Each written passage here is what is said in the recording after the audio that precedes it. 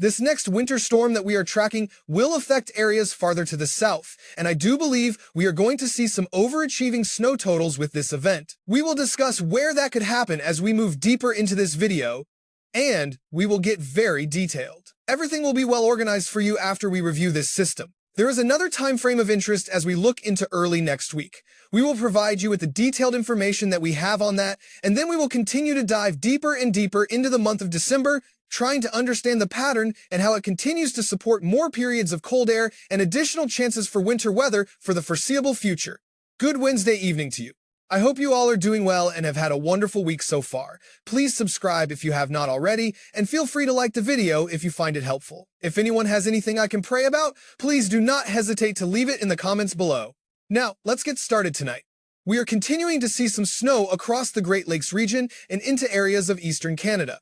In southern Ontario, we have some moisture developing across the Midwest. This has actually prompted some special weather statements to be issued ahead of this band of snow for areas of Ohio, northern Kentucky, West Virginia, and the surrounding states. We could receive some light snowfall accumulations from this overnight, but this next system is the main event. We have had a snowstorm ongoing across Colorado, with heavy snow falling in the typical areas like northern New Mexico and at the higher elevations. We are seeing some moisture beginning to move across the southern and central plains, including Kansas and the panhandles of Oklahoma and Texas. And then we have some Gulf moisture being drawn into the system down here across the southeastern sections of Texas and into Louisiana. So, that is the big picture. But this area right here is what we are really watching with this next storm system moving in. Now, looking at our watches, warnings, and advisories, we do have winter weather advisories in effect for these purple areas. So, this is new here in the panhandles of Oklahoma and Texas for Amarillo and just west of Guymon, which now have winter weather advisories.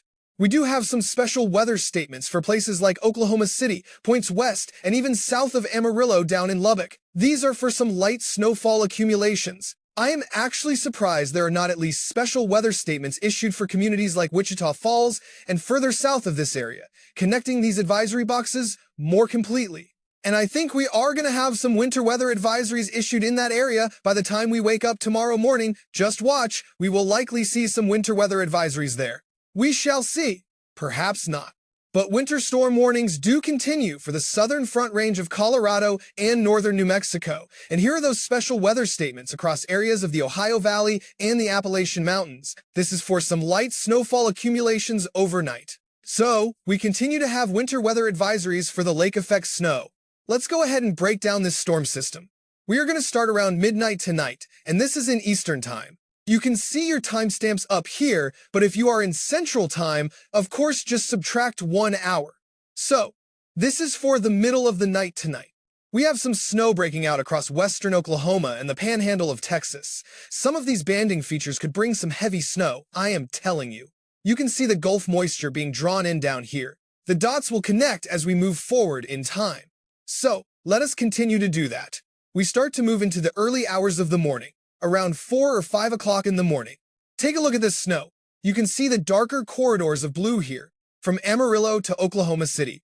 I am telling you, it is going to be a thin band. It is not a widespread winter storm, but whoever is under this band of snow could certainly end up with 1 to 3 inches of accumulation. It looks like Oklahoma City will be getting snow around 4 o'clock tomorrow morning. All right, we continue to move forward to about 7 or 8 o'clock, which is daybreak. We have this very thin, but I must say, it is going to be a pretty intense line of snow here. So, I would really watch for this, as it could take some people by surprise. The main challenge is just trying to determine exactly where this banding feature sets up, but it is certainly cold enough up here for snow. There is just not a great deal of widespread moisture. Let's take it to about midday. Let's look at lunchtime tomorrow. Let's go ahead and shift this entire picture more to the east here. Do you see this area of winter weather here? This purple color signifies sleet, while the blue is snow. And even though it shows green on top of the blue here, this is more than likely going to be snow. So, the forecast shows a wintry mix starting to move into Little Rock. There will still be some light snow back here in Oklahoma, but we have an all-out wintry mix developing midday tomorrow across central Arkansas. As we continue to move this forward, we get into tomorrow afternoon. This is all rain down here in the green and yellow, but on the far northern edge of this system, it is cold enough for some snow. So, for Memphis, a little bit of sleet and snow tomorrow is very possible, but just to the north of the city, I would say it is even more possible.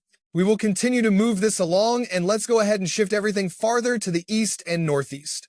All right, this is around 10 o'clock in the evening tomorrow night. We have a full wintry mix in Nashville. In fact, if this run of the forecast model is correct, let's get a little bit closer. This is some moderate snow falling in the Nashville area tomorrow night. And then we keep it going and move to about midnight. This is 1 o'clock in the morning, Eastern time on Friday morning. Look at how dark that blue is. That indicates some heavy snow. Could we start out with some snow in the Tri-Cities region of Tennessee right here? It is possible, but just look. You can see where the Tennessee Valley is. But for the northern Cumberland Plateau, north of Knoxville, this could be some heavy, wet snow. Nashville, this latest forecast model, is giving you a few hours of a wintry mix late tomorrow night. But this is heavy, wet snow all the way up to Beckley. You are right on the line here in Bristol, starting off as a wintry mix in western North Carolina and for Asheville as well.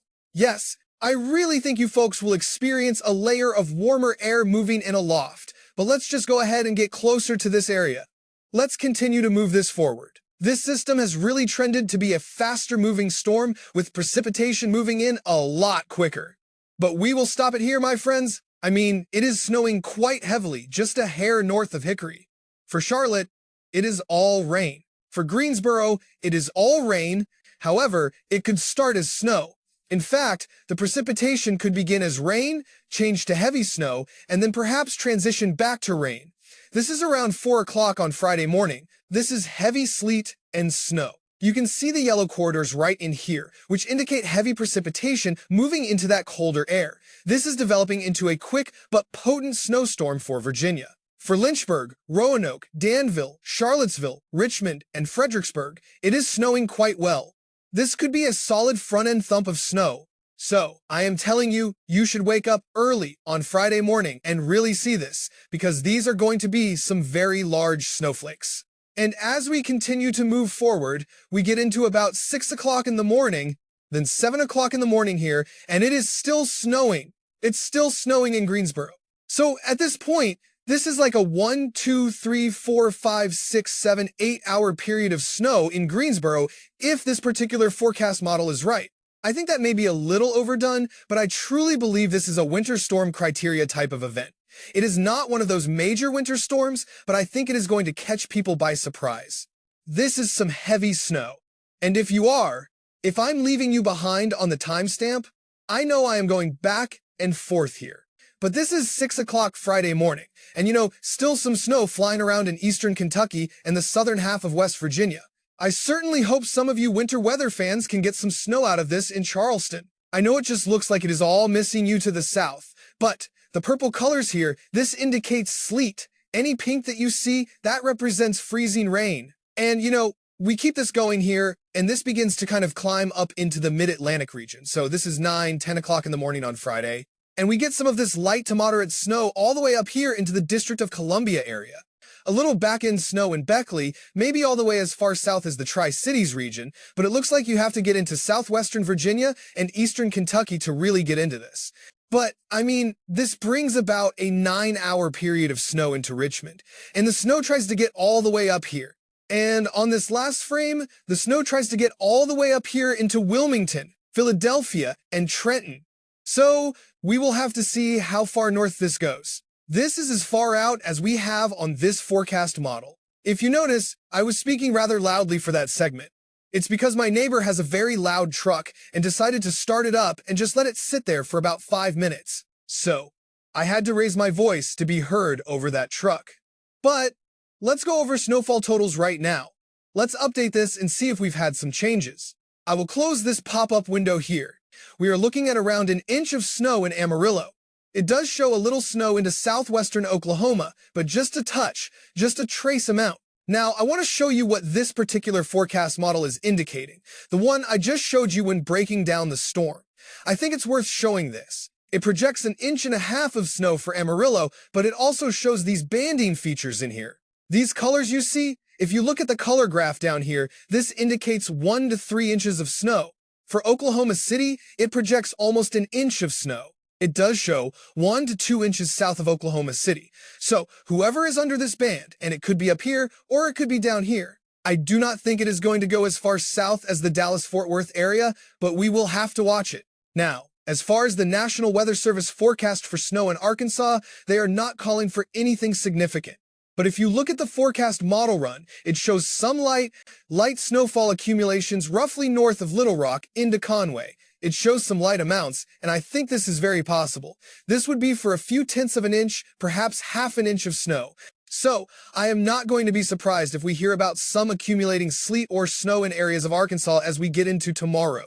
The same situation applies to Kentucky and Tennessee. The National Weather Service forecast is not calling for much at all. Just a dusting here and there, really not much. It is forecasting about a tenth of an inch in Clarksville. Excuse me for a moment.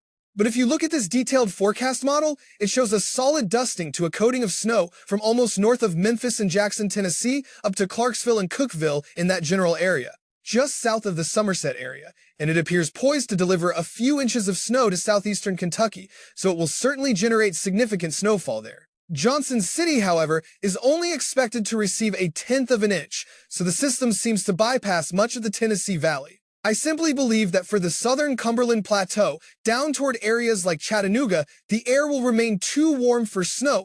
It will likely be a cold rain in those locations, but we will continue to monitor it. Now, let us take a closer look at the latest snow forecast, and we will spend a moment here on the details. The current projection for snow in Virginia, North Carolina, and West Virginia is shown in the blue shaded area. It is helpful if you know your county, as the map cannot list every town, but for Roanoke right now, the forecast calls for 1.5 inches of snow. Charlottesville is looking at approximately a half an inch to 1 inch. It is important to add that this particular forecast only extends to one post-meridium on Friday, which is why we will look at additional graphics. For Richmond, between now and early Friday afternoon, almost 1 inch of snow is in the forecast. Danville is expecting a similar amount, as is the area from Greensboro to Hickory, with just under a half an inch of snow. Now, I do believe some ice accumulation will also be possible in these areas. This particular map is from a high-resolution model, and it is projecting a very heavy snowfall for this region. In fact, it suggests the potential for half a foot of snow southwest of Roanoke in these pink-shaded areas. For Danville, it projects 3 inches, and for Greensboro, 2 inches. Hickory is expecting 1.5 inches, and Richmond could see 3 inches of snow. This model indicates a substantial impact on southwestern and southern Virginia with a heavy, wet snow. Now, some may look at these totals and be skeptical, but I would advise that we not dismiss them too quickly. I believe there is a real possibility that some of these higher amounts could occur. This forecast, however, only extends to about one post-meridium on Friday, and in some of these regions, the snow will still be falling at that time. Now, if we consult the official National Weather Service forecast for their projected amounts, and let us just refresh this page, no, there are no new updates. They are taking a more cautious approach, calling for about 1 inch of snow across these areas. Please feel free to pause the video if you would like to examine the map more closely. For Clemens, as you can see at the bottom of your screen near Winston-Salem, the forecast is for about a half an inch, so nothing too significant is expected in that location. Now, they are also forecasting some ice, folks. A few hundredths of an inch of ice are possible in these areas, though not a large amount. Some spots could see up to a tenth of an inch of ice, but I would like to take a moment to explain the reason for this initial heavy burst of snow. To do that, I will examine an atmospheric sounding for an area just southwest of Roanoke in southwestern Virginia. As we look at the chart, you will see the temperature at the surface is 29 degrees Fahrenheit, which is this red number. The green number beside it is 28, which indicates the dew point is 28 degrees. When the dew point is that close to the air temperature, it means the atmosphere is fully saturated. For example, if it were 42 degrees outside and the dew point was 41.7 degrees, the air would be holding a great deal of moisture. That is precisely the situation we expect in this part of Southwest Virginia during the early hours of Friday morning. I believe this sounding is for approximately 1 to 2 o'clock on Friday morning. A temperature of 29 degrees is more than cold enough for snow. If you now look at this blue line, that represents the 32-degree freezing line from the surface all the way up into the atmosphere. So, at 29 degrees, we are well below freezing, which is ideal for snowfall. As we move up the chart, you can see a small bulge to the right, which meteorologists call a warm nose, where temperatures briefly rise with altitude. The higher up you go on this chart, the higher you are in the atmosphere. We reach the 850 millibar level right here, which is approximately 1 mile above the ground in this specific area of Virginia. The 500 millibar level is located right here, which is at an altitude of about 18,000 feet. You can see how the dew point temperatures remain very close to the air temperatures all the way up through the atmosphere. What this tells us is that the entire column of air, from the ground up, is cold enough for snow.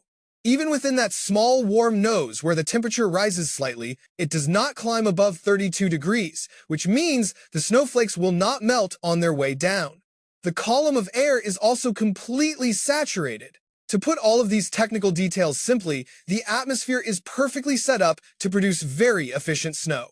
All of the available moisture will turn into snow, resulting in those large, heavy, cotton ball-like snowflakes. It should be quite beautiful, similar to what we discussed in St. Louis about a week ago, or rather, several days ago with that storm system. I wanted to explain that because I think some people may be in for a significant surprise. Under these conditions, some areas could see 1 to 2 inches of snow in just an hour to an hour and a half. Therefore, the storm could easily produce more snow than forecast. As for the areas where I expect a potential surprise, I believe Virginia is a key area to watch, along with certain parts of northwestern North Carolina. Now, this is the forecast snowfall total for the eastern areas of Virginia. Let me just update this map. Richmond is forecast for around 1 inch and Lynchburg 1 inch. The totals are quite consistent, with just a few hundredths of an inch of freezing rain also possible. Next, we will move north to the Washington, D.C. area. The forecast for Washington, D.C. is also for around 1 inch of snow, with a little snow here in the Tidewater and Delmarva regions as well. I do believe there are some variables here that could lead to higher totals if more moisture moves into this region. The area is certainly cold enough for snow. The main question is the availability of moisture. I also want to address my viewers in Long Island and New York City. The models do suggest a possibility of some snow bands reaching your area, but right now, we are not expecting a major event by any means. I also want to mention a separate light snow event for later tonight across the Midwest and the Ohio Valley. This will likely bring a thin coating of snow across Illinois and Indiana, with a few tenths of an inch expected, and extending into Ohio as well. I will show you that some areas could receive a half an inch of snow, including around Cincinnati. This system will serve to recoat the ground. If you have had some snow melt over the last day or two, this will probably put a new white blanket across Ohio. Now, as we move past this immediate time frame, we are still watching the period from the end of the weekend into early next week. The GFS model previously showed a very aggressive run that produced a major snowstorm across the southeast and mid-Atlantic. Now, we do have atmospheric energy present. We have energy diving in with a trough, and we have other energy developing off the coast of the southeast. There is an attempt for these two systems to phase together. I do think we will have some snow falling in the same areas that will receive it in the next day or two, particularly in the southern and central Appalachian Mountain. The pieces are trying to connect for this energy to phase, but it appears it will not do so in time. Therefore, we are left with a rain and snow mix on Monday and a little bit of snow in western North Carolina, as the GFS model has certainly backed away from a major storm. Now, what about the latest European model? What is it showing? It seems we do not have the latest European model available at this moment. There must be a delay with the 18Z model run, as it is not appearing for me, which is unusual. Let me try refreshing the data one more time. No, it appears there is an issue with receiving the 18Z European model data. Therefore, I do not have it to show you. But we can look at the previous 12Z run. That model run showed a rather energetic clipper system diving down, with some energy present on Sunday morning. This translated to just a chilly rain across the southeast. The different areas of energy attempt to connect. There is a piece off the coast of the Carolinas and some energy diving down into the western slopes of the mountains here. But overall, the pieces do not merge, and there is not enough cold air involved. As we get into Monday morning, the result is just a chilly rain in Georgia and South Carolina, and nothing significant appears on the map. So, for now, the models have trended away from a larger storm, but we still do not know what the 18Z European run might have shown.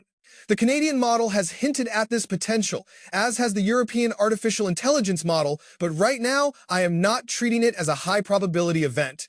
However, I do want to watch for a rain and snow mix late Sunday into Monday night across some of the same areas that are expecting winter weather this Friday.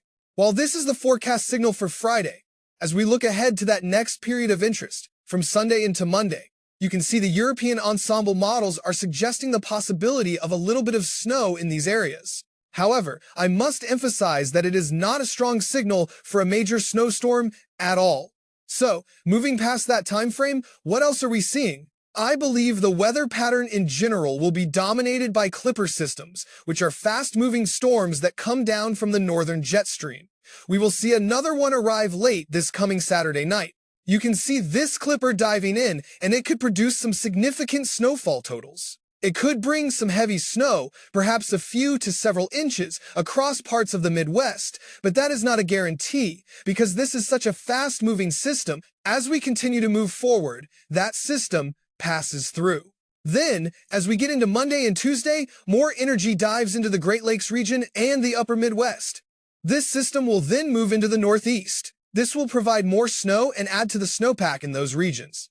Following that, a very potent area of energy dives down, and this one could bring cold air with it. It is a 989 millibar clipper system. You can see how heavy the snow could be, indicated by those darker blues. This system dives in, but it mainly impacts the Great Lakes region and the Northeast as we get into Thursday of next week. Then, a large trough begins to dig southward. This trough settles in, and the exact outcome from it remains to be seen. We could get a northwest flow snow event, or we could have more energy sliding down along this trough. However, the pattern mainly appears to be driven by the northern jet stream. Then, we look all the way out to day 10, and another clipper system dives in. The big question is whether we will get any connection with the southern stream energy. Another way to look at this is to examine this large trough diving across the eastern United States. As you can see, the blue and green colors represent a trough, or a dip in the jet stream, over the eastern U.S. This feature appears to remain consistent through next week. As we get into the middle of next week, around next Thursday and Friday, we have another reinforcing trough that drops down. This area in blue represents a trough of low pressure. This is a dip in the jet stream that brings down cold air and can generate energy in the atmosphere, which can result in storm systems of various strengths. At the same time, a ridge of high pressure builds over the west. This helps to funnel the cold air down into the eastern United States. This general pattern continues, and then we see somewhat of a ridge trying to appear at the end of the forecast run. But I suspect the colder pattern will persist. I do not believe this particular weather pattern is going to last for an extended period. In fact, if you look at the long-range European model, it shows this ridge of high pressure breaking down, which would allow a solid pool of cold air to move back in from the higher latitudes. Now, regarding the atmospheric energy we are tracking, as we look ahead to Monday morning, you can see some energy developing between the main northern and southern jet streams. We have a disturbance digging down into the country, and this is what could bring an unexpected weather event early next week. After that system moves through, however, it appears our primary stream of energy will lift northward. The main flow of air, though, continues to dive down from the north. Now, I am keeping a very close watch on the developments for later next week. If this pocket of energy dives a bit farther south, it could create some interesting weather. For the time being, it is simply something to monitor for late next week and the following weekend. What I can tell you is that these reinforcing troughs will continue to bring in more cold air. This forecast covers a 10-day period, from tomorrow through the 14th of December. During this time, the entire eastern half of the lower 48 states is expected to experience below average temperatures. The areas you see in blue and green on the map indicate where these cooler than normal temperatures are predicted. For example, if your average high is 55 degrees, then your actual high temperatures might only be in the upper 30s to 40s. It is helpful to know what your average high is for your specific area during this early December period. The cold air appears to be locked in place, but we are seeing some wild swings in the forecast models. As an example, the European model from earlier this afternoon showed a significant Arctic blast moving across the eastern United States late next week, and then it showed another one right behind it. On the other hand, the GFS model, which can sometimes be less consistent, is forecasting a great deal of warm air across the middle of the country. It shows a brief cold spell late next week, but then it follows that with a giant ridge of high pressure, bringing well above average temperatures. So, we are seeing a lot of disagreement in the long-range forecast. Toward the middle of the month, the models do hint at a significant push of cold air, but for now, there is quite a bit of back and forth in the predictions. The last thing we will look at tonight is the global pattern known as the MJO. We have been discussing this quite a bit. To put it simply, phases 6, 5, and 4 are generally our warm phases. Phase 7 and Phase 3 are transitional periods. Most importantly for this time of year, phases 8, 1, and 2 are our cold and wintry phases. So, let us look at where we are now and where we are heading. Today is December 3rd, and according to this chart, we are now firmly in Phase 8, having moved there quite rapidly over the last couple of days. This forecast shows us remaining there for the next 2 weeks. We might slip into that center circle, which simply indicates a weaker or low amplitude pattern. If that happens, the MJO would have less of an impact on our weather. But we will not concern ourselves with that possibility just yet. Right now, we are in Phase 8, and we are projected to stay there for what could be a record-breaking length of time. If that comes to pass, we will likely begin to see forecast models adjusting toward colder and more wintry solutions for the central and eastern United States. I made a post on social media earlier today saying that I believe we will start to see some significant winter storms appear in the model guidance over the next 7 days. We will, of course, continue to watch this carefully. We have a winter storm right in front of us to analyze first, so we will keep working to understand the pattern for you. God bless you all, and have a wonderful night. I also want to mention that I feel I have not been as fluid with my presentations these last couple of days. When I get into a rhythm of making 2 videos a day, I can sometimes get my words mixed up. For whatever reason, I have had a very hard time starting my videos recently. At times, I have to restart them 15 or 20 times, which can use up 20 or 30 minutes just on the introduction. It is really just the introduction that has been a struggle. The more I have to restart, the more it can break my concentration for the rest of the video. Hopefully, we can get into a better rhythm, as this is something that tends to come and go. It has been that way for the entire time I have had this YouTube channel. I will go for 3 or 4 weeks where everything is flowing smoothly, and then I will have 3 or 4 weeks where I find myself stumbling over my words a bit. If that has been distracting for you folks, I do apologize. I am hopeful we will get back on a nice roll going forward. Have a wonderful night. We will do it all again tomorrow morning. God bless.